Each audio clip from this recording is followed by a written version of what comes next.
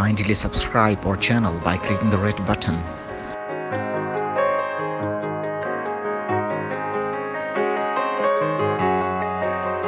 आजकल काफ़ी चर्चा हो रही है, इस चीज़ की बहस हो रही है मुख्तलिफ जगहों पे।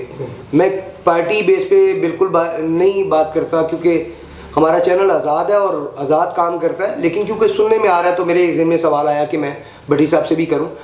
सर मुझे ये बताइएगा कि आजकल एक चर्चा हो रही है बहुत कि जी सियालकोटी क्रॉस है से ये बनाए गए हैं टेडी, अगर ये ना डलता तो ये मतलब इनमें अकल ना आती, अकल की कमी थी, परवाज़ थी, अकल नहीं थी।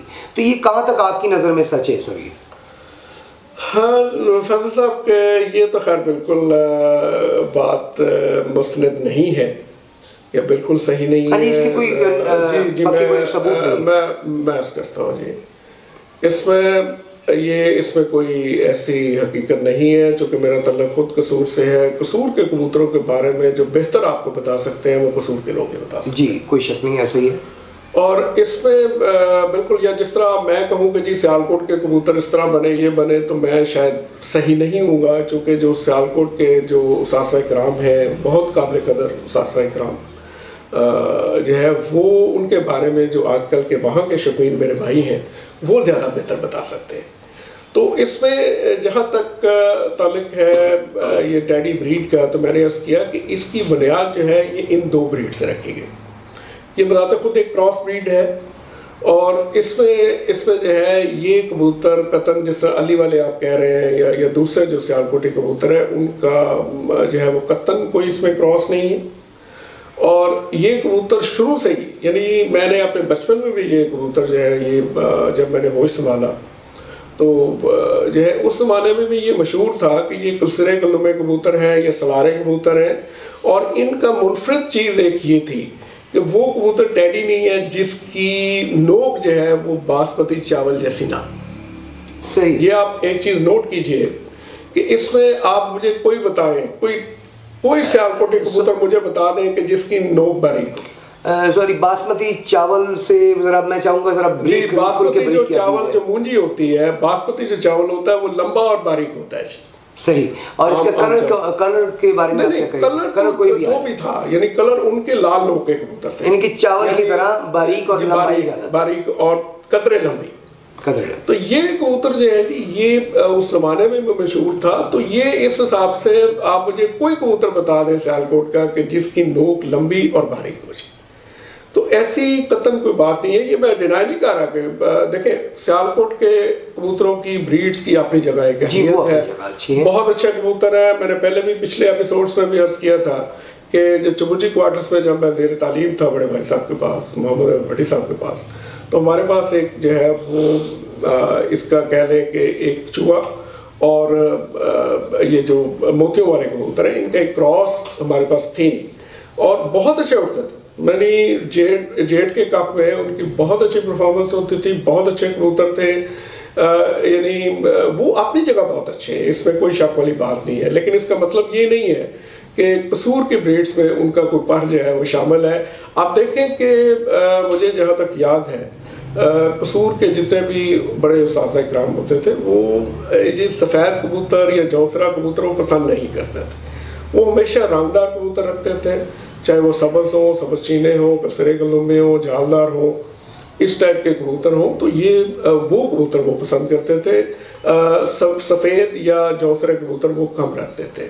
हाँ, ये ज़रूर है कि जब मिस्त्री अपने करीमक साहब की जो मादा है, चचा करीमक जो है हमारे बुजुर्ग, बहुत बड़े लेजेंड कसूर के उस्ताद, उनकी जो रंग वाली कबूतरी, क्योंकि मैंने नहीं देखी, मेरी होश में वो उस वक्त मैं बहुत प्रॉब्ली छोटा था, तो ये जो है ये कबूतरी जब उड़ती थी तो वो सफ़ेद रंग की कबूतरी थी और उसमें कदरे थोड़े से काले जौब थे। और ये मेरे बड़े भाई साहब भाई मोहम्मद भट्टी साहब ने वो कबूतरी खुद उड़ती देखी, और चूँकि वो हमारे मिस्त्री जो करीमक साहब उनका जो है मेरे वाले साहब से बड़ा तल्लुक़ था, भाई साहब से बड़ा तल्लुक़ था, तो वो उन्होंने कबूतरी खुद देखी। और वो बाद में जो रवायात आती हैं कि जी वो कबूतरी जब मिस्त्री ख़ानदान के पास आ गई, जो एक बाजी में वो गिर गई, तो फिर इसी कबूतरी का बाद में पर जो है वो टैडियों में चला, लेकिन वो कबूतरी ज़्यादातर लोग मुतफिक हैं कि सियालकोट की नहीं थी, वो कबूतरी प्रॉबली ये जो है साहिवाल से ये जान साहब वाले कबूतर जो है वो प्रॉबली इनमें से थी जी। तो बाकी जो है ये आप कह लें कि ये टैडी ब्रीड के आगे जो आजकल मौजूदा सूरत हाल है टैडी कबूतरों की, तो इसमें इनके बेसिक पर वही चला आ रहा है जी। जो जाल आप देखें कि टैडी कबूतर जो है ये इनमें तकरीबन वही थोड़ी बहुत खूबियाँ अभी तक भी पाई जाती हैं जो कि उस ज़माने में जालदार कबूतरों में थी। यानी अब मैं अपने डरबे में जब भी दाखिल होता हूँ तो टैडी कबूतरियाँ जो हैं ये आमतौर पर अंडे छोड़ के बाहर आ जाती है, और मेरा ख्याल है जिसके पास भी टैडी कबूतर कोई थोड़े बहुत असल के करीब है तो वो कबूतर जो है सेम यही चीज़ है वो उनमें यकीनन पाई जाती है। और ये बिल्कुल जब आप डरबे में दाखिल हो को ये आपसे टकराएंगे, यानी इस तरह का इनका बिहेवियर होगा जैसे जंगली कबूतरों का होता है। तो ये इनमें शुरू से ही ये जो नवाब शफीक और रहमान साहब वाले जालदार कबूतर थे इनमें ये चीज़ शुरू से ही चली आ रही है। और आप जैसे मैंने पिछले एपिसोड्स में अर्ज़ की कि ये कबूतर जो है वो शायद ईरान के कबूतर हैं, आप कह लें कि ये किस्म के रॉयल कबूतर हैं जो कि इंडिया में आए और वहीं से आगे ये कबूतर जो है वो फैले हैं जी।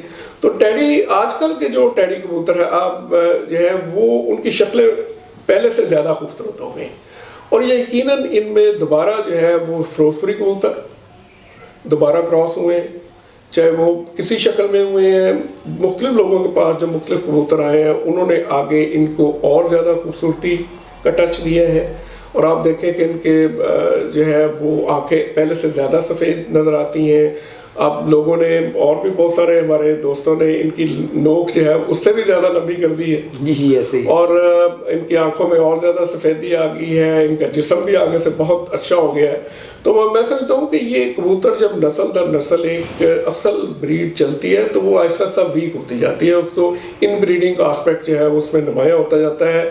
लेकिन मैं समझता हूँ कि ये एक बहुत बड़ी आजकल के कबूतर परों के हमारे दोस्तों की बड़ी इसमें कंट्रीब्यूशन है कि उन्होंने इन कबूतरों को जो है वो बहुत प्यार करते हैं, और इनको जो है उन्होंने आगे मज़ीद जो है वो आगे बेहतर से बेहतर हुए हैं। और ये इनकी परफॉर्मेंस भी आप देखें कि इन कबूतरों की जो परफॉर्मेंस कसूर में जो थी वो फर्स्ट टाइम गालबन 80s में आके अर्ली 80s में जो कबूतर जो है वो टॉनी उड़ा जो कबूतर कसूर में उड़ा वो पहला कबूतर था टैडी जिसने तमगर कबूतरों के बाद वो बैठा जी, और 3 बादियाँ वो जो है वो प्रॉब्ली 7 बजे के बाद बैठा जी, और 7:45 बजे तक बैठा। 80s में भी शाम तक टाइम हो चुका है जी। बिल्कुल जी। कसूर में तो जी फैसल साहब बात ये है कि कसूर में कबूतरों का जो टाइम था या बैठने का टाइम था वो अक्सर कबूतर शाम को बैठते थे, और जेट का यानी शुरू से ही मैंने तो अपने बचपन से ही, बल्कि हमारे बड़े भी बताते हैं कि ये कसूर में जो गर्मियों में उड़ाने का शौक़ है ये शौक़ जो है पूरे इंडिया में उस ज़माने में जब पार्टीशन से पहले, तो ये मेरा ख्याल है प्रॉबली शायद कसूर वाहिद एक शहर ऐसा था जिसमें कसूर लोग जो है वो गर्मियों में कबूतर उड़ाते थे। और इसकी यहाँ से बात एक निकल चलती है, शायद बात लंबी हो रही है, तो इसमें मैं बताता चलूँ कि मैंने एक दफ़ा सवाल किया अपने बड़े भाई साहब से, मोहम्मद भट्टी साहब से, कि जी मुझे ये बताएं, उस ज़माने में कुछ आर्टिकल्स लिखना चाह रहा था या लिख रहा था, तो मैंने सवाल किया कि भाईजान आप ये बताएं कि ये जो कसूर के लोग थे क्या इनमें ये दूसरों से मुनफरिद थे जो कि सिर्फ और सिर्फ गर्मियों में बाजियाँ उड़ाते थे, जबकि हिस्ट्री कबूतरों की ये है कि वो कहते थे कि ये सर्दी का परिंदा है और ये तो नवंबर में या दिसंबर में उड़ते थे। तो ये जो है इनको क्या ऐसी चीज़ थी कि ये सिर्फ गर्मियों में उड़ाते थे। तो वो उन्होंने कहा कि जी बात असल ये है कि कसूर चूँकि एक छोटा शहर था, तो यहाँ के जो शौकीन लोग थे, यहाँ पे जो कारोबारी लोग थे, शायद उनको किसी को शौक नहीं था कबूतरों का। तो ये जो हुनरमंद लोग थे या जिस तरह ये कमानगर फैमिली है, चूँकि ये राजगिरी का काम करते थे जी, पहले 3 कमानों का काम करते होंगे किसी ज़माने में, लेकिन जब वो ज़माना ख़त्म हो गया तो फिर उन्होंने पेशा जो है वो राजगिरी का अपनाया जी। बहुत अच्छे मिस्त्री थे, बड़ी बिल्डिंग्स बनाते थे इस ज़माने, उस वक्त यानी अपने फ़न में बड़े यकता थे जी। इसी तरह मिस्त्री फैमिली अपने फ़न में यकता थी। तो ये 2 बड़ी फैमिलीज़ थी जिनका आपस में शुरू से जो है एक दूसरे के हरीफ थे और एक दूसरे से बाजियाँ उड़ती थी और पार्टीशन से पहले उड़ती चली आ रही। तो तो इस ज़माने में ये लोग जो है ये बाहर जाते थे और ये सर्दियों के आगाज़ में चले जाते थे। तो वहाँ पे ये सारा तकरीबन 4-5 महीने ये वहाँ पे काम करते थे और जब वापस आते थे कसूर, तो ये जब मौसम, मैंने पहले भी अर्ज़ किया कि ये मौसम गर्मा के आगाज़ में या मौसम बहार में ये कसूर वापस आ जाते थे। तो वहाँ से ये कबूतर ले आते थे साथ और उनके पर खींच देते थे और पर खींच के उतनी देर में ये साफ़ हो जाते थे। तो फिर ये जब बाजियाँ उठती थी तो इनके पास सिर्फ और सिर्फ मौसम जो उड़ाने का होता था वो गर्मी का होता था। तो दैट्स वाई ये कसूर में आप कह लें कि जो कबूतर जो है ये हमेशा ही गर्मियों में उड़ते रहे और शायद इसकी वजह भी यही है कि यहाँ के कबूतर ये जितनी नस्लें बनी वो इसी मौसम की मुनासबत से बनी, यानी इस मौसम को मद्देनज़र रखते हुए ये नस्लें बनी और उनमें कैपेसिटी इतनी जो है वो आ गई कि वो कबूतर जो है वो उड़ते गर्मियों में, और इसीलिए इन ब्रीड्स ने बेइंतहा नाम पैदा किया है जी कसूर का। ना सिर्फ कसूर का बल्कि मैं समझता हूँ कि ये पूरे पाकिस्तान का नाम है। और ये ब्रीड जो है पर्टिकुलरली टेडी ब्रीड जो है ये दुनिया में इसने बहुत नाम पैदा किया। और ये जो कमगर ब्रीड है, मुख्तलिफ ब्रीड्स हैं, इन्होंने भी जो है वो पाकिस्तान को बहुत एक इसमें कह लें कि शोहरत दी, गल्फ स्टेट्स में भी और दूसरे कंट्रीज़ में भी। तो मैं समझता हूँ कि ये कसूर की मुनासबत से ये एक बहुत बड़ा एक एजाज़ है और मेरा भी तल्लुक़ चूँकि कसूर से है तो मैं इस चीज़ पर बड़ा फ़ख्र महसूस करता हूँ कि मेरा उस शहर से तल्लुक़ है कि जो कि बड़ा एक हिस्टोरिकल शहर है, यानी इसमें सूफिया इकराम का शहर है ये, और ये कबूतर परवरी की हमारा जो अपना शौक़ है इसकी हिस्ट्री जो है वो भी यहाँ पे बहुत रिच है। तो ये जालदार कबूतरों का आज मैंने थोड़ा सा आपको इसका जो है वो तारुफ कराया। और इसमें ये जो जालदार कबूतर हैं ये बेसिकली बहुत सारी आगे ब्रीड्स के ये अबाविदाद हैं जी, जिनसे आगे मुख्तलिफ नस्लें जो हैं वो बनती चली गई। और हाँ, एक और भी मैं अर्ज़ करता चलूँ कि जो डब वाले कबूतर, ये डब वाले कबूतर बहुत मशहूर हैं और ये जो है उस्ताद शेख ज़फ़र साहब होते थे कसूर में, अल्लाह ताला उन्हें गरीक रहमत करे। ये उन्होंने गालबन 1960s में ये कबूतर जो है वो बनाए थे। तो उनके पास भी ये बाबे मोहम्मद दीन वाले, चूँकि मिस्त्रियों से उनका बहुत तल्लुक़ था और उनके पास भी ये बिल्कुल प्योर फॉर्म में मिस्त्रियों वाले कबूतर थे जो जालदार बाबे मोहम्मद दीन वाले।